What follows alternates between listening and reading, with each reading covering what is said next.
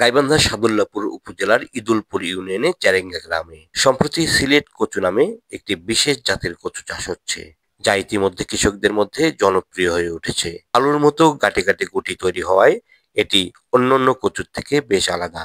একটি কচুর গোড়ায় সাধারণত 10 থেকে 15টি পর্যন্ত বই বা কচুর গুটি জন্মায়, যা 1.5 থেকে 2 মাসের মধ্যেই পরিপক্ক হয়।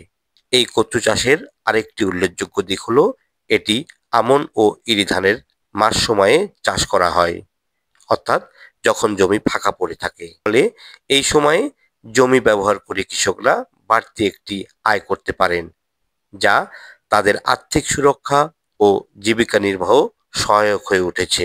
1 বিঘা জমিতে গড়ে প্রায় 30 মণ কচুর বই উৎপন্ন হয়। এই কচু মণ প্রতি বাজার মূল্য প্রায় 1,500 টাকা।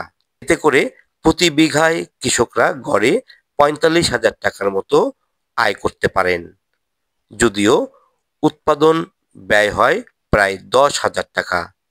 তবুও নিট মুনাফা দাঁড়ায় প্রায় 35,000 টাকা, যা কৃষকদের জন্য এক বিশাল সহায়তা।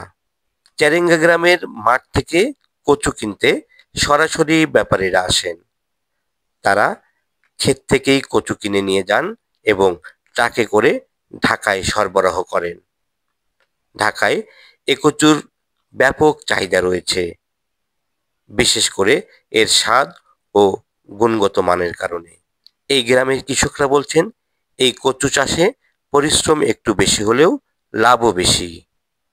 আর লাভ বেশি হয় আমরা আগ্রহ পাচ্ছি। জমি ফাঁকা না রেখে আয় করতে পারছি, এটা আমাদের জন্য অনেক বড় সুযোগ। এই গ্রামের মানুষজন বলছেন, সিলেট কচু এখন শুধু একটি সবজি নয়, বরং হয়ে উঠেছে গ্রামীণ অর্থনীতির এক সম্ভাবনাময় উৎস।